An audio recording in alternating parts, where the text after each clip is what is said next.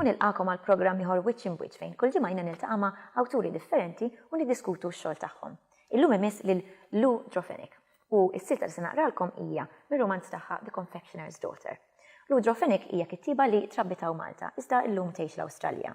Kienet taħdem fil-qasam tal-edukazzjoni u llum qiegħda tikteb full-time.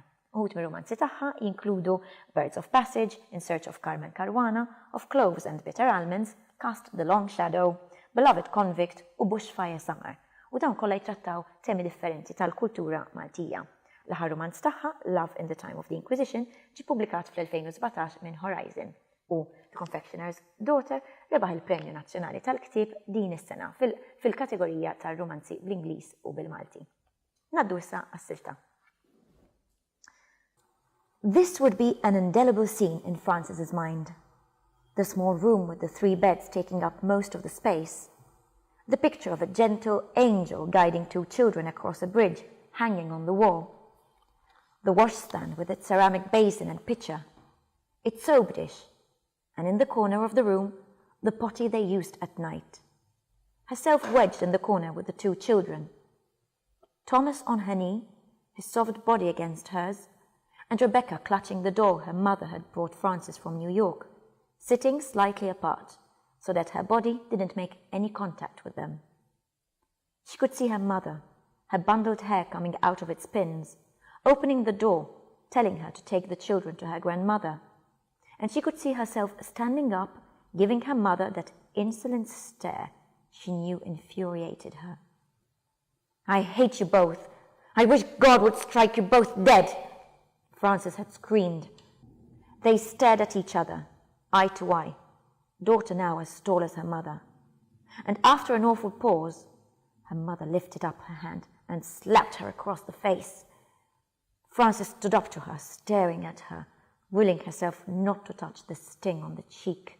And for that insolence, her mother had raised her hand again and again, slapping and punching her wherever she could, pushing her against the wall beside the washstand, sinking her teeth into her shoulder. Thomas began to scream and Rebecca held the doll tighter to her chest, her eyes wide with a kind of triumph she couldn't hide. Henry came to the door, stumbling and swearing. "Stop it!" he shouted, pulling Licia from her daughter and holding her in a tight grip. He looked at his 2 children cowering in the corner, and even in the state he was in, was appalled at what they were witnessing.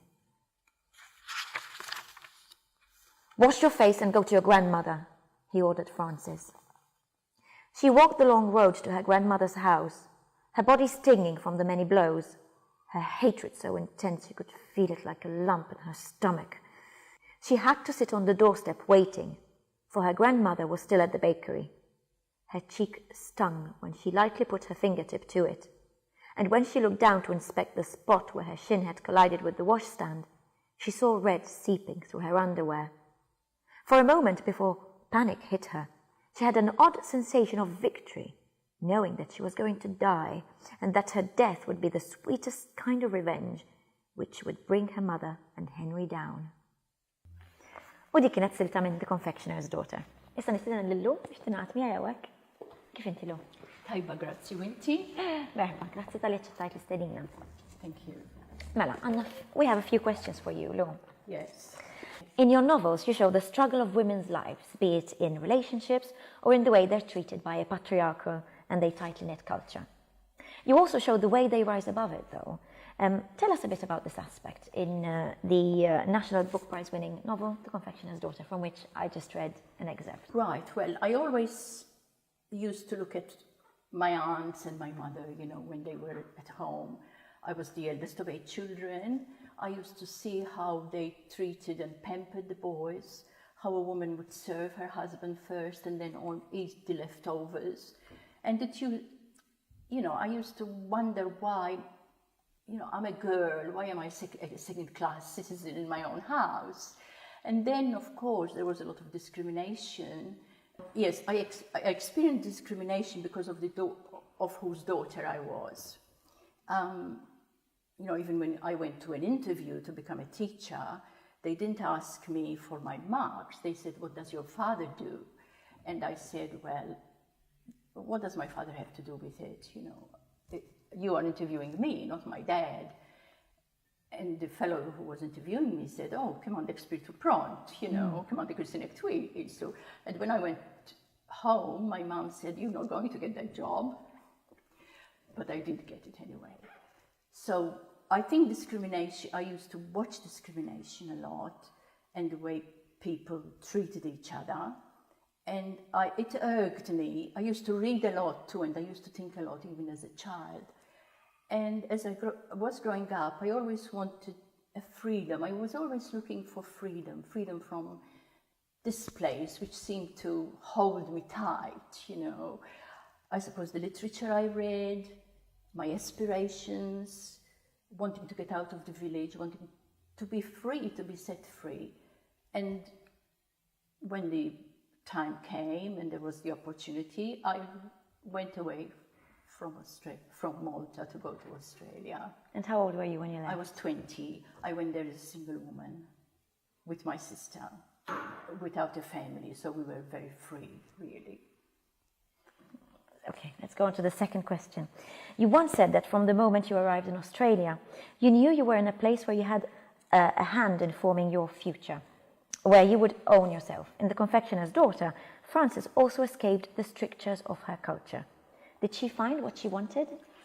Well, not from the very beginning. It's very hard to find freedom, isn't it? She thought that by getting married and running away from Malta, she would be set free. But on the other hand, she found that she was really trapped, because she was trapped in a place where she didn't want to be. But eventually, she did find what she wanted. As a writer, you don't perpetuate the patriarchal culture the way past Maltese literature did. The women in your novels have a mind of their own, and their life is not subsumed by that of the men around them. Was it easier to create such characters as a writer of the diaspora? Well, I don't think an author creates characters, you know. It's a myth. I think the characters create themselves, and they come into your head and they won't leave you alone.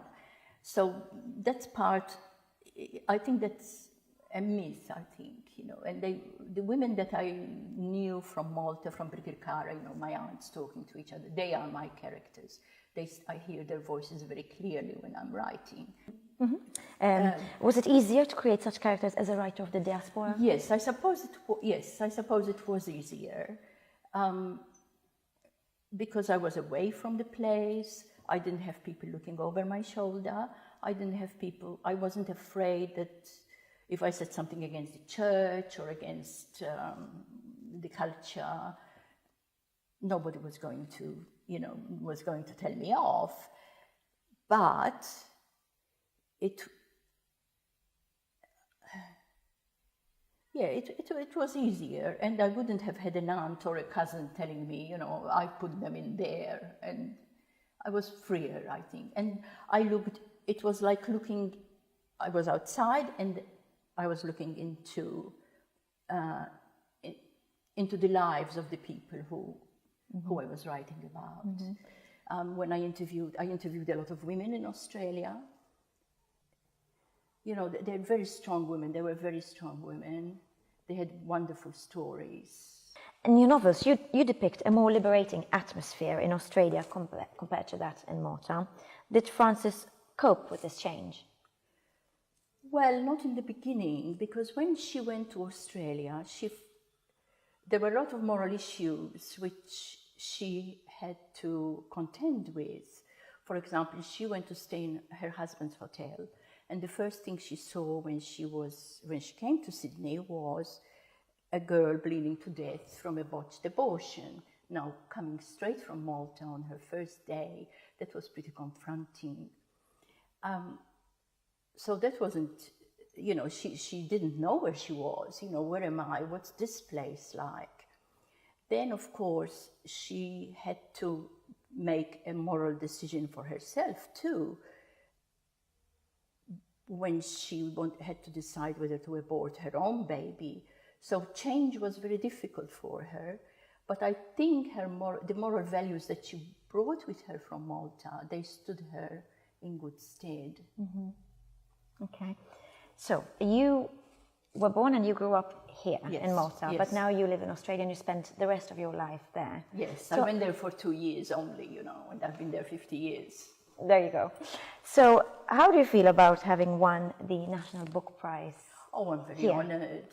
And I mean, I'm blown away, really. It's an amazing honour to be recognised. Great. So here there are a few books. Can you tell us something about them? Okay. I brought a book by an Australian author. I love reading and I love Australian literature. And that book, Tim Winton's book, is one of my favourite books. Tim Winton is a West Australian writer. He is known as a living treasure in Australia. He writes about the landscape and the strange beauty of Australia. His language is just beautiful, very lyrical. He talks about everyday people, their struggle. His women are very strong and the men are weak. He's got an amazing sense of humour, beautiful language. So he is one of my favourite Australian authors. These books, which one should we talk about first? Let's start with that one, the closest one to you. Cast the Long Shadow. This is about memory. It's, so that's your own novel, yeah? This is my novel. It's the story of Charlie, who migrates to Australia, and he's got a gift. He can see the future. It's not a very good gift that he has, because he becomes very obsessive and he doesn't like the gift at all, you know. So that's his story. In Search of Carmen Caruana is a book I wrote straight after Birds of Passage, and it's a book about migration, a family who migrated to Australia, and Carmen falls in love with a Slovenian person, with a Slovenian young man, and she's taken back to Malta because she's pregnant and they leave the baby behind. And it's a story about shame and silence, you know, the culture of shame and silence that we have here. And it damaged the whole family, not just herself. She damaged her sister and her own children too, eventually. So it's a pretty full-on story, I think. This book, of Cloves and Bitter Almonds, it goes backwards and forwards in history. I did a lot of research to write this book. It's about, it's another migration story. Of Cloves and Bitter Almonds is another migration story. And it's a book about a woman who comes to Australia, and she finds her own self. Okay. And we have here Bushfire Summer. This is one of my this is from my own experience, because in 2009 my property was burned down in the big bushfires, and the picture in the front is the picture of a copper tree which my son helped make. It's a huge memorial tree. There were blacksmiths from all over Europe who sent leaves to Australia, and they created this enormous tree. Bushfire Summer is the story of the people involved in the fires. You know, it was a terrible experience for us. We lost everything in the fires, and I think it was an experience that you will never forget in your life. But the wonderful thing that happened was that people, our neighbours and people all over Australia came to the rescue. You know, it was a wonderful experience in a way. And also what's wonderful is to see how a burnt landscape just miraculously becomes full of life again, you know, after a short time. Great. And we have one last one there. And Beloved Convict is the true story. This one is the true story of a young man who was convicted to death in Malta, Salvatore Diacono. He was a captain of a ship. He was 29 years old. He was sentenced to death because he sunk his own ship in the Moria to get the insurance money, and that was a treasonable act. And while he was on the his partner was hung in the glacis down here in Floriano. And when it was his turn, he was given, his sentence was commuted, and he was sent to Australia for 14 years. And that's the story of his journey. I found all the paperwork. This book took me 2 years of research to write. It's a true story. I felt very close to him. He kind of spoke to me really clearly because he was 29, the same age as my son. So I was very emotionally involved with this character. And he had an amazing story in Australia. Thank you so much. I think we've come to the end. We've gone through all the books. Thank you very much. Well done on winning the National Book Prize. Thank you very much. And thank you for coming. So, wasalna fit-tmiem, programmi ieħor Wiċċ imb Wiċċ, aħna narawkom il-ġimgħa d-dieħla biex niltaqgħu ma' awtur jew awtriċi oħra.